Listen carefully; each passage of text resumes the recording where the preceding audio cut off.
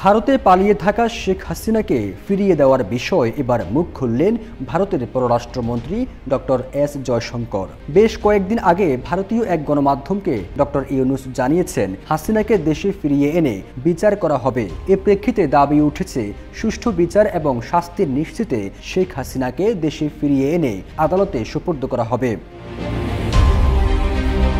জার্মানির বার্লিনে এক সংবাদ সম্মেলনে হাসিনাকে ফেরত দেওয়ার বিষয়ে ভারতের অবস্থান জানতে চায় এক সাংবাদিক। জবাবে জয়শঙ্কর স্পষ্ট তথ্য না দিয়ে সাংবাদিককে থামিয়ে দেন। তিনি বলেন, বাংলাদেশে সরকার পরিবর্তন হয়েছে, আমরা অন্তর্বর্তী সরকারের সঙ্গে যোগাযোগ রাখছি, আমরা কূটনৈতিক চ্যানেলে কাজ করি, কোন মিডিয়ায় কি রিপোর্ট ছাপা হলো তার ভিত্তিতে কাজ করা জরুরি নয়। দ্য ইকোনমিক টাইমসের এক প্রতিবেদনে এ তথ্য জানা গেছে। গত ৫ আগস্ট ছাত্র জনতার গণ অভ্যুত্থানে দেশ ত্যাগ করে ভারতে পালিয়ে যান শেখ হাসিনা। তখন থেকে তিনি সেখানে অবস্থান করছেন। এদিকে বাংলাদেশে ছাত্র জনতা হত্যা সহ বিভিন্ন অভিযোগে শেখ হাসিনার বিরুদ্ধে মামলা হয়েছে শতাধিক। ২৫০টিরও বেশি ডিজাইন অপশন নিয়ে ওয়ালটন স্মার্ট ফ্রিজ, বোঝে আপনার প্রয়োজন। ছাত্র আন্দোলনে গণহত্যা চালানোর অভিযোগে সাবেক প্রধানমন্ত্রী শেখ হাসিনাকে দেশে ফিরিয়ে এনে বিচারের মুখোমুখি করা হবে বলে জানিয়েছেন আন্তর্জাতিক অপরাধ ট্রাইব্যুনালের নবনিযুক্ত চিফ প্রসিকিউটর মোহাম্মদ তাজুল ইসলাম। এছাড়া সরকার এবং সরকারের বাইরে থাকা বিভিন্ন জন শেখ হাসিনাকে ভারত থেকে ফিরিয়ে আনার বিষয়ে মন্তব্য করেছেন।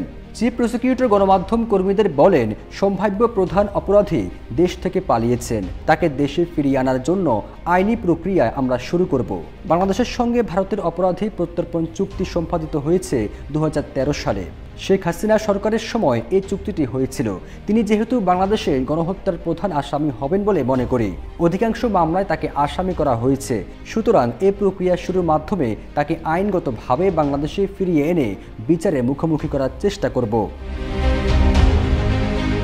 ছাত্র জনতার গণ অভ্যুত্থানে গত ৫ আগস্ট শেখ হাসিনা পালিয়ে যাওয়ার মধ্য দিয়ে আওয়ামী লীগের শাসনামলের অবসান ঘটে। এরপরেই আত্মগোপনে চলে যান হাসিনা সরকারের মন্ত্রী, এমপি থেকে শুরু করে পুলিশ কর্মকর্তা ও নেতাকর্মীরা। তবে এর মধ্যে গ্রেপ্তার হয়ে কারাগারে আছেন বেশ কয়েকজন মন্ত্রী, এমপি ও সাবেক আইজিপি। রিমান্ডেও তারা শেখ হাসিনা সরকারের নানা অপরাধ কর্মকাণ্ডের ভয়াবহ তথ্য দিয়েছেন। ফিরোজ আলম, জয় দিন।